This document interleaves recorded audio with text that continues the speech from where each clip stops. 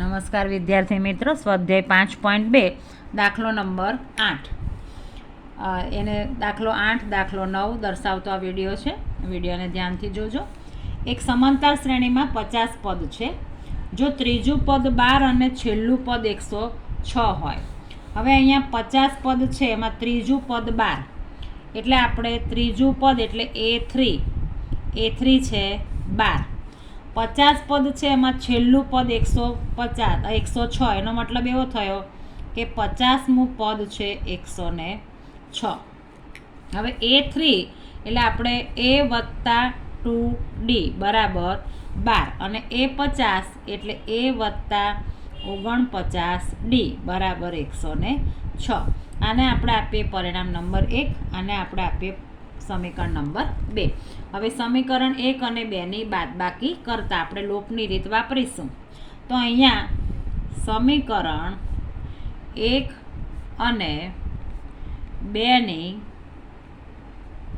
બાદબાકી કરતાં તો અહીંયા A પ્લસ 2D બરાબર 12 અને A પ્લસ 49D બરાબર 106. હવે આ માઇનસ માઇનસ માઇનસ. હવે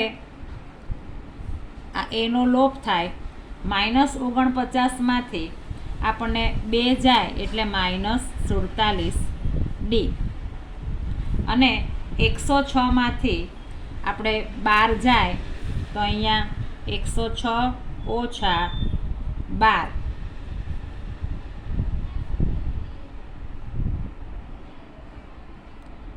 અને આ 0 એટલે આપણને અહીંયા મળશે -94. એટલે D બરાબર -94 છેદમાં -47. અંશ અને છેદ બંનેમાં માઇનસ છે. 47 દુ 94 એટલે માઇનસની નિશાની નીકળી જાય. 47 નીકળી જાય એટલે Dની કિંમત મળશે આપણને 2. હવે Dની કિંમત 2 મળી એ આપણે આ જે સમીકરણ છે એક એમાં જ્યાં D છે ત્યાં આપણે 2 મૂકીએ એટલે A વત્તા 2D બરાબર 12. એમાં જ્યાં D છે ત્યાં Dની કિંમત મૂકીએ આપણે 2. અહીંયા લખીએ કે D બરાબર 2 મૂકતા.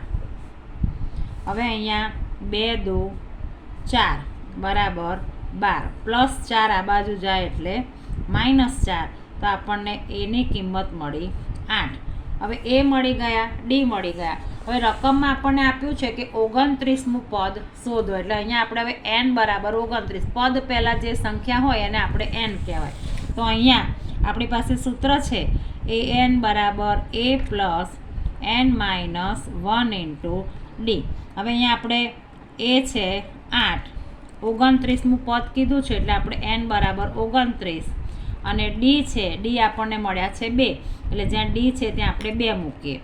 એટલે અહીંયા 29મું પદ કીધું એટલે જ્યાં n છે ત્યાં 29.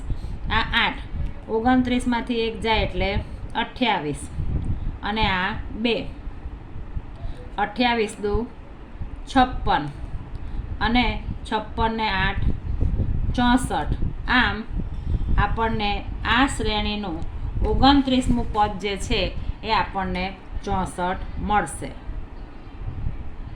તો આ રીતે આપણને 29મું પદ 64 મળશે. એવી જ રીતે દાખલો નંબર 9 સમાંતર શ્રેણીનું ત્રીજું અને 9મું પદ અનુક્રમે 4 અને -8 હોય તો શ્રેણીનું કયું પદ 0 થાય. હવે આપણે આગળ દાખલો કર્યો એ રીતે ત્રીજું પદ છે 4 અને 9મું પદ છે -8. એટલે અહીંયા ત્રીજું પદ એટલે A3, ત્રીજું પદ છે 4 અને 9મું પદ એટલે A9 અને 9મું પદ છે -8. એટલે અહીંયા આપણે આ રીતે દાખલાની શરૂઆત કરીશું. હવે ત્રીજું પદ છે એટલે આપણે લખીશું A વત્તા 2D બરાબર 4. અહીંયા 9મું પદ છે એટલે A વત્તા 8D બરાબર -8. આને આપણે આપીશું પરિણામ 1, આને આપણે આપીશું સમીકરણ નંબર 2. સમીકરણ 1 અને સમીકરણ 2 બાદબાકીને આપણે નિશાની બદલવાની છે એટલે સમીકરણ 1 અને 2ની બાદબાકી કરતા તો અહીંયા a પ્લસ 2d બરાબર 4 અને a પ્લસ 8d બરાબર -8 માઇનસ માઇનસ પ્લસ આનો લોપ થયો -8માંથી 2 જાય એટલે -6d અને +8 ને +4 એટલે 8 ને 4 12 હવે આ બંને પ્લસ થયા એટલે સરવાળો અને -8 ને +2 એટલે -6 એટલે અહીંયા d બરાબર 12/-6 તો અહીંયા 6 દુ 12 અને આ -6 ગયા નિશાની રે એટલે આપણને d ની કિંમત મળશે -2 હવે d ની કિંમત આપણને -2 મળી એ આપણે આ જે પહેલું સમીકરણ છે એમાં d ની કિંમત મૂકીએ તો a વત્તા 2d બરાબર 4 આ a આ છે -2 અને આ 4 તો અહીંયા a -4 બરાબર 4 -4 આ બાજુ આવે તો +4 એટલે આપણને a ની કિંમત મળશે 8 a બરાબર 8 અને d બરાબર -2 હવે આપણને a મળી ગયા d મળી ગયા હવે આપણને અહીંયા કયું પદ 0 થાય પદ પહેલાં આપણને શોધવાનું છે એનો મતલબ કે સંખ્યા નથી એટલે આપણે n શોધવાનો છે એટલે અહીંયા પદ આપી દીધું છે 0 એટલે આપણને an આપી દીધું છે એટલે an બરાબર a plus n minus 1 into d આ 0 થાય એટલે આપણે અહીંયા anની જગ્યાએ 0 મૂકીએ a છે 8